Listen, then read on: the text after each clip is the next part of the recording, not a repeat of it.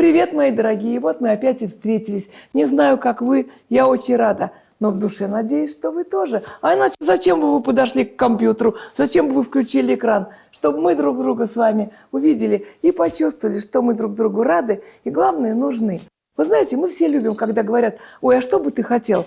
Вот у меня есть внучка, ей 6 лет. Я тут недавно говорю: а что бы ты хотела? Она сразу говорит: я имела в виду, что тебе приготовить. Она говорит: айфон. Понимаете? А я помню, когда мы были маленькие, и бабушка говорила: Ларочка, что бы ты хотела? Я всегда говорила: котлетку. Это было смешно, наивно, но это было так. Во-первых, были послевоенные годы, когда все было радостью. А уж котлеты, приготовленные бабушкой, это была невероятная радость. И, конечно, стихотворение, одно из тех стихотворений, которые я написала, конечно, про котлеты. Может быть, я уже и читала, может быть, вы слышали. Но так как у нас сегодня пойдет разговор об этом замечательном блюде, я все равно начну это со стихотворения «Котлеты», а к ним макароны, тем более, что на каждом концерте меня обязательно просят его почитать. Была молодой и зеленой, и сытой бывала не слишком, о Хилтонах и Шератонах читала в заманчивых книжках. Но лучшей едой считала котлеты, а к ним макароны, и даже во сне не мечтала о Хилтонах и Шератонах. Ведет меня в горку кривая, в Парижах бываю и в Боннах, и запросто там проживаю, и в Хилтонах, и в Шератонах. По белому свету летаю, за иены, за марки, за кроны, но лучшей едой считаю котлеты, а к ним макароны. Ой, что-то я совсем забыла, что у нас не только стихийная кулинария, а кулинарная стихия. Итак, перейдем к тому основному, ради чего мы с вами сегодня собрались.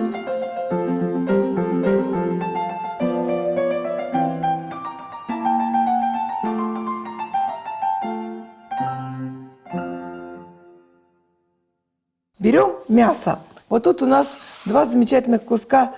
Один говядина, другой даже телятина вроде как по виду, а другой кусочек свинина. Тут могли лежать еще кусочки курицы, индейки, баранины. Кто что любит. Но мы сегодня будем вот это два вида мяса использовать, чтобы не очень загрузить нашу чудесную мясорубку. Вот помню, раньше такой же мясорубки не было. Была простая мясорубка, которую нужно было прикручивать сначала картонку, потом деревяшку, потом эту мясорубку, потом вставить нож в колечко и вот так повернуть, чтобы она не соскакивала. А у нас сейчас все просто. Окунул, через минуту все готово. Мясо, лук. Некоторые в котлеты кладут и чеснок, и зелень. Я по-простому. Я только лук, мясо, конечно, хлеб. Хлеб можно мочить в молоке, но я это делаю в воде.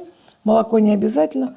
Вот так в воде, но не без фанатизма. Чтобы он немножко размяк, но не так сильно, чтобы котлеты легко лепились. Вот я его отжала. Корочки я сниму. Они нам тут не нужны. Хлеб тут будет вместе с мясом. И, в принципе, у нас с вами уже все готово для того, чтобы приступить к тому, чтобы сделать фарш. Кстати, котлеты дело непростое. Они появились у нас где-то в 30-е годы. Анастас Микоян, в то время он был министром пищевой промышленности, поехал в Америку, отведал там их американских гамбургеров и решил, что его святая обязанность сытно накормить советских граждан. Он привез из Америки 10 аппаратов для приготовления котлет. И потекли по конвейеру котлетки, которые потом стоили по 7 копеек в магазине. Их полюбили все. Бежишь с работы. Вроде и зарплата невысокая, денег не густо, а тут по 7 копеек почти каждый мог. Покупаешь десяток котлет, шлеп-шлеп, ляп-ляп. И получается котлетка. Семья сыта, денег хватило, все счастливы. Конечно, Микоян не каждый раз вспоминали, но все равно молодец. У них называется гамбургер. Но котлеты назывались микоянские. Сейчас до сих пор у нас этот мясокомбинат имени Анастаса Микояна. Итак, начинаем. Тут по очереди, неважно в каком порядке, мы все это прокручиваем. Кладем сюда то, что нам нужно прокрутить. И включаем наш прекрасный аппарат. Это все займет совсем немного времени. Все крутится нормально. Я дома у себя чаще все-таки делаю это блендером, потому что мне очень лень потом промывать вот эту вот решеточку, в которую иногда застревает мясо. Я ее прокалываю спичечкой, чтобы чисто было. Но это все занимает время. А так как мы уже теперь торопимся в любом случае, блендером раз и готово. Но вкуснее все-таки через мясорубку, это правда. Вот так. Ну еще ведь делали рубленые котлеты. Просто клали в какую-то посудинку, Кстати, однажды у меня дома снимали программу «Человек и его вещи». Нужно было какие-то вещи предъявить, такие, которые в вашей жизни играли очень важную роль. И представляете, я предъявила деревянная корытка, в которой моя бабушка рубила капусту, рубила мясо, и котлеты были тогда рубленые. Давайте мы еще что-нибудь положим, чтобы у нас вкусно было. Японцы, например, кладут часто капусту, можно кабачок. А у нас вот тут под рукой есть картошка. Мы сейчас маленькую картошку положим. Знаете, сытнее будет, даже больше будет на пару котлет. Давайте положим кусочек картошки. И мы в этом деле не ошибемся. Даже некоторые в серединку кладут кусочек сливочного масла. Эти некоторые и я. И вы можете с меня пример не брать, потому что получается жирно, но очень вкусно. А некоторые кусочек льда кладут, чтобы размягчить котлетку. Вот как правильно картошка. Ох, как хорошо. Все, классно. Готово дело. Вы, кстати, со мной одновременно это делаете? Или просто записываете? Вы просто заняты, что быстро-быстро ставить мне лайки и колокольчики. Тоже правильно. Тоже полезно. Ну вот мы все провернули. Нашим лучшим инструментом, которым только мы владеем, рукой, мы мешаем. Вот тут очень важный момент. Фарш нужно отбивать. Он должен быть такой вот, знаете, прям вот измучить его, чтобы он уже потом сам в котлеты просился. Ну вот я так энергично его помешаю. Посолю. Так. И продолжаю мучить его. Вот тут уж вы не жалеете ни времени, ни сил. Чем лучше вы его вот так вот промешаете, тем качественнее будут ваши котлетки. Он надышится, воздуха наберет. Давайте я его все-таки как дам этим фаршем об стол, чтобы вы видели, что мы по-настоящему делаем. Так, берегись, фарш. Бум. Это называется выбить. О, вот так. Какой послушный, как он в руках. Красота. Все, отмучился. Все готово к священному действу. Сковородка у нас греется, масло наливаем. Некоторые не наливают масло, а прям котлетки как-то вот руки смазывают маслом, и потом котлетки вот так обваливают. Некоторые кладут яйцо, кстати, в фарш. Я когда куриные котлеты, я яйцо кладу, и даже немножко чеснока. А вот когда такие, свинина и говядина, я котлеты не кладу тогда. Знаете, некоторые любят большие котлеты. Мне кажется, что красиво и вкусненько маленькие. Некоторые делают кругленькие, а некоторые овальные. Я вот так, конечно, в сухариках, чтобы это не приставало к сковородке, еще добавочный вкус. Да. А еще моя бабушка обязательно вот так вот вилочкой, чтобы они полосатенькие. Ей казалось, что детям веселее есть котлетки в полосочку. Кстати, так лучше. Они плоские. Тут надо действовать быстро, оперативно. Вот так. Сформировали котлетку. Кто хочет круглую, кто хочет длинненькую. У кого как получится. Раз. Красота. Недаром я про них стихи пишу. И люблю больше всего на свете котлеты. Это моя радость, когда котлеты есть. Самое главное, чтобы кто-то пришел есть. Для меня, например, испытание. Вот у меня есть помощница, она со мной рядом много лет, уже 20 лет живет. И она тут недавно уезжала к себе на родину. Ее не было 2 недели. Я ничего не ела, потому что я не люблю есть одна.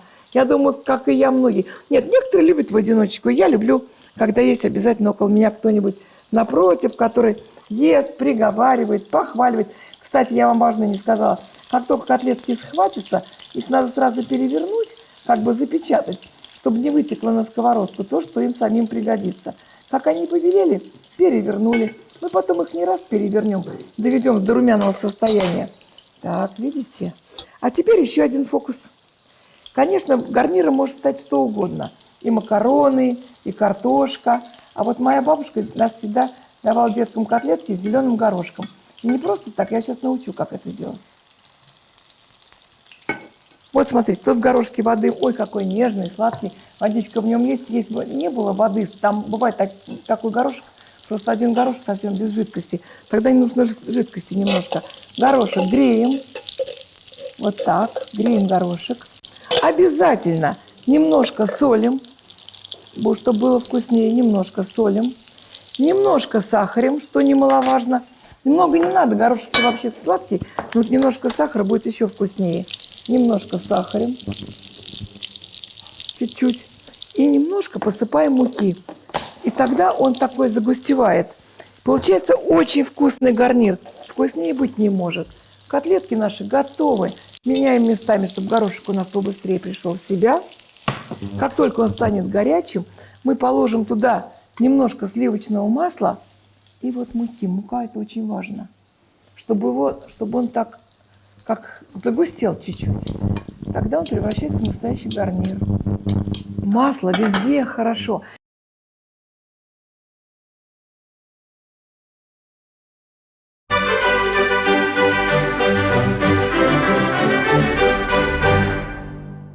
И сейчас самое главное – наши замечательные котлеты. Вот сколько бы вы съели? Я бы съела 6. Но буду делать вид, что я не такая уж и обжора. Положу 2. Положу теперь сюда мой гарнир. Можно не сливать вот этот горошковый соус, он очень вкусный. И знаете, скажу вам честно, это настолько вкусно, что можно совершенно не украшать ни красным, ни желтым, ни зеленым. Вот просто так есть и наслаждаться. Что я сейчас и буду делать. Все это мы сделали в режиме реального времени. Вы видели, что времени ушло совсем немного. Ну, теперь давайте станет нашей традицией писать какие-то рифмованные строки про наши блюда. Ну, про котлеты, окни, макароны я уже написала, а вот котлеты с горошком еще нет. Значит, нужно придумать рифму к слову «горошек». Вообще-то у меня есть «Эй, принцесса на горошине», говорю я по-хорошему. Но там просто про принцессу. А тут нужно про горошек, который мы с удовольствием съедим. Я жду ваши рифмы, ваши рецепты и ваши похвалы. Забыла, чтобы вам хорошо на душе-то было. Что нужно сделать? Ладошку заряжаю на счастье. Дарю вам. Посылаю вам луч счастья. Передавайте другим. Ешьте на здоровье и будьте счастливы.